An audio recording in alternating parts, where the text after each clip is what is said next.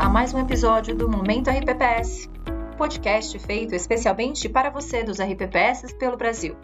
Eu sou Olivia Paula, especialista em investimentos do Banco do Brasil. E no episódio dessa segunda-feira, 2 de fevereiro de 2026, vamos falar sobre os principais pontos que foram destaque na semana passada no Brasil e no mundo. Começando pelo cenário externo. Nos Estados Unidos, o Comitê de Política Monetária manteve a taxa dos Fed Funds no intervalo entre 3,5% e 3,75%, indicando expansão sólida da economia, apesar da moderação no mercado de trabalho e da inflação acima do esperado. O presidente Donald Trump confirmou o nome do ex-governador do Fed, Kevin Warsh, como próximo presidente do Banco Central americano. No campo fiscal, os líderes do Senado fecharam um acordo bipartidário de gastos que evitou uma paralisação parcial do governo à meia-noite de sexta-feira, dia 30.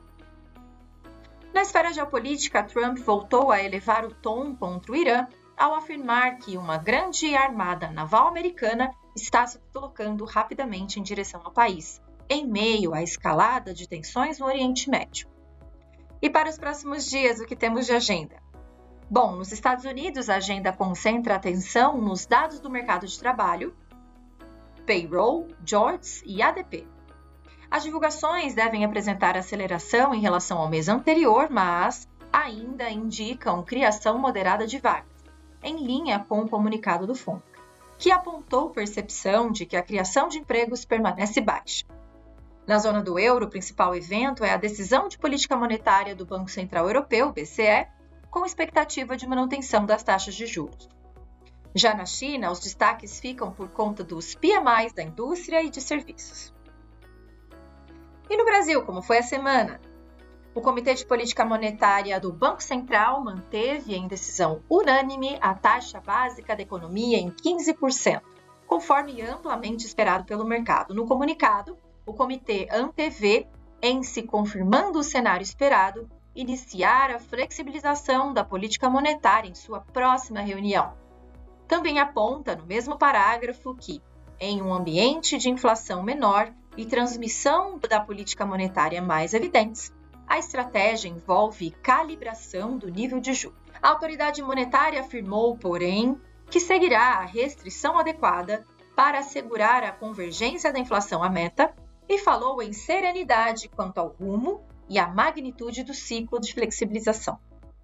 O resultado primário do governo central de dezembro apontou superávit de 22,107 bilhões de reais, ficando acima da mediana das estimativas da Bloomberg de 14,4 bilhões de reais.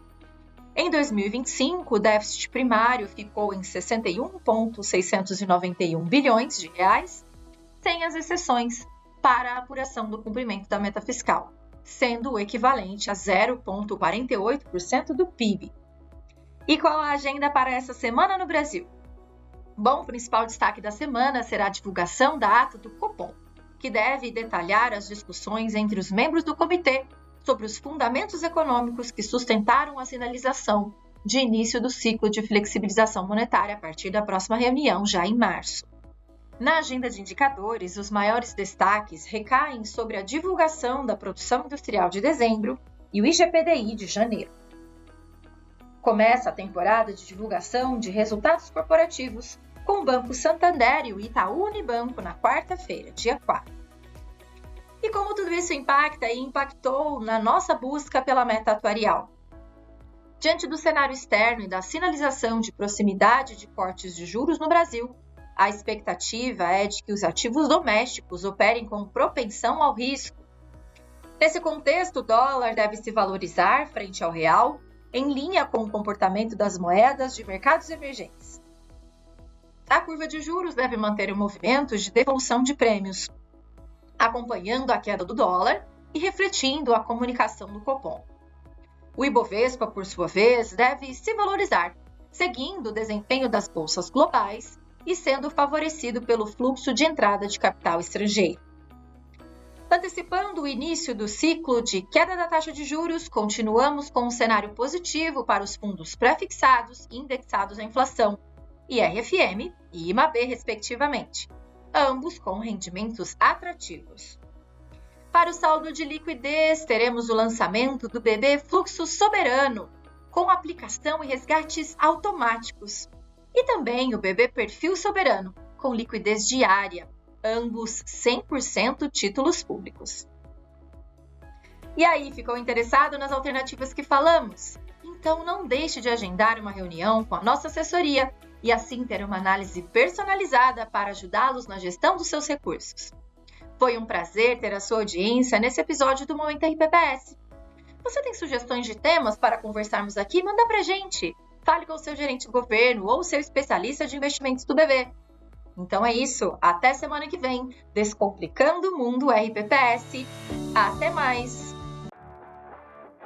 Conforme padrões da Anbima e aderentes às resoluções da CVM, seguem avisos obrigatórios antes da decisão de investimentos. Leia o prospecto e regulamento dos fundos antes de investir.